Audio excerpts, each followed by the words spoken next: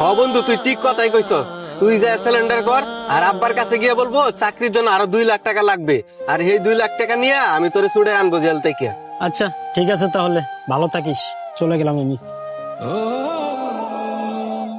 তুই কি তোর সেই কথাটা ভুলে গেছস? শুন ভাই, আজকে আমার বিয়ে, আর আজকে বাসা ভর্তি মেহমান আছে, তোর সাথে পরে এক সময় কথা বলবো আমি। তুই এই বিষয়টা নিয়ে পরে কথা বলবি কেন? তোর মামলার দায়ভার আমার কাঁধে নিয়ে 5 বছর আমি জেল খেটে আসলাম। কথা ছিল তুই আমাকে জেল থেকে ছাড়িয়ে আনবি, সেটা তো করলি না, আমাকে একটিবার দেখতেও গেলি না।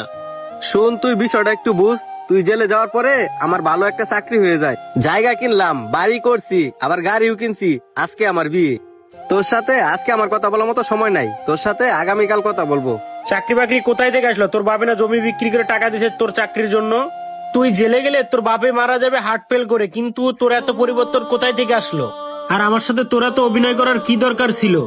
আচ্ছা, এসব কথা বাদ দে। তুই কি চাস তোর কারণে আমার বিয়েটা ভেঙে যাক? আমি চাই না আমার কারণে তোর বিয়েটা ভেঙে যাক। জীবনে এত কিছু যদি স্যাক্রিফাইস করতে পারি, এটাও পারবো।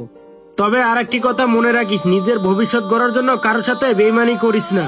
শোন, জেলখানাটা ভালো জায়গা নয়, আমি শুধু জেলে গেছি তোর দোষের ভাগ আমার কাঁধে নিয়ে। বিনিময়ে তার ভালোই প্রতিদান দিলি। আজকে তোর বিয়ে, গাড়ি করছস, বাড়ি করছস, এখন তুই ব্যবসায়িক হইছস, তোর টাকা হইছে। এখন তোর এই বন্ধুরে মনে নাই? ওই দিন ঠিকই এই বন্ধুরে মনে ছিল। বন্ধু, আমার সবই মনে আছে।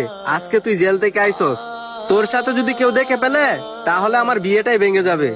আমার লেভেল এখন অনেক হাই। তোর সাথে আমার বন্ধুত্বর ভালোবাসা দেখাই দেখে আজকে আমার নিজের লাইফটাই শেষ করছি। আর আজকে তুই আমাকে কোনো পাত্তাই দিলি না। আমি জেলটা খাটছি কার জন্য? তোর জন্য। আজকে আমি জেল খাটা আসামি। ঠিক আছে, তোর সাথে কথা বলে তোর মান সম্মান নষ্ট করতে চাই না। ভালো থাকিস বন্ধু, আমি চলে গেলাম। আপনি মানুষের জন্য যতই করেন না কেন কোনো লাভ নেই, দিন শেষে আপনিই দোষী। আপনি মানুষের যতই উপকার করেন না কেন কোনো লাভ নেই, দিন শেষে আপনি ওদের চোখে অপরাধী। এমন অনেক বন্ধু আছে যারা বন্ধুর দ্বারাই হেরেছে, ঠকেছে, বন্ধুর দ্বারাই ক্ষতিগ্রস্ত হয়েছে। তাই দোয়া করি সবাই একা থাকুক, এমন বন্ধু যেন লাইফে না আসে।